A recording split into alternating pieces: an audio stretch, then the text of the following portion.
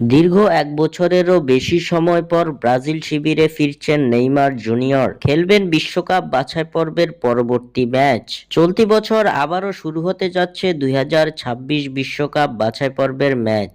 আগামী মাস থেকে অর্থাৎ মার্চ মাস থেকে শুরু হতে যাচ্ছে ২০২৬ বিশ্বকাপ বাছাই পর্বের বাকি থাকা ম্যাচগুলো।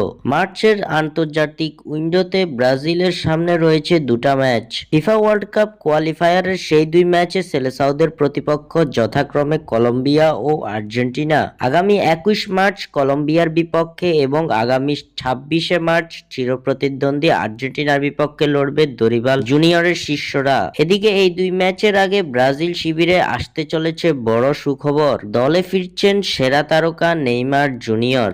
আসন্ন এই দুই ম্যাচকে সামনে রেখে শক্তিশালী স্কোয়াড গঠনে মনোযোগ দিচ্ছেন দরিবাল জুনিয়র, যার ধারাবাহিকতায় এবার দরিবালের ভাবনায় আছেন ব্রাজিলিয়ান সুপারস্টার নেইমার। সম্প্রতি আল হিলাল ছেড়ে ব্রাজিলিয়ান তারকা পাড়ি জমিয়েছেন সান্তোসে। শৈশবের ক্লাবটির হয়ে ইনজুরি কাটিয়ে দুই ম্যাচ খেলে ফেলেছেন ব্রাজিলিয়ান পোস্টার বয়। সেই দুই ম্যাচে কাঙ্ক্ষিত গোলের দেখা না পেলেও খেলার জন্য পরিপূর্ণভাবে ফিট আছেন নেইমার, এই বার্তা স্পষ্টভাবে বুঝিয়ে দিয়েছেন নেইমার। তাই তো এবার বিশ্বকাপ বাছাই পর্বের আসন্ন দুই ম্যাচের জন্য ব্রাজিলের ঘোষিত স্কোয়াডে রাখা হবে নেইমারকে। এমন খবর অনেকটাই নিশ্চিত করেছে ব্রাজিলিয়ান সংবাদ মাধ্যমগুলো। দীর্ঘদিন পর হলুদ জার্সিতে নেইমারের ফেরা বয়ে আনবে বিশেষ কিছু, এমন প্রত্যাশা সবার।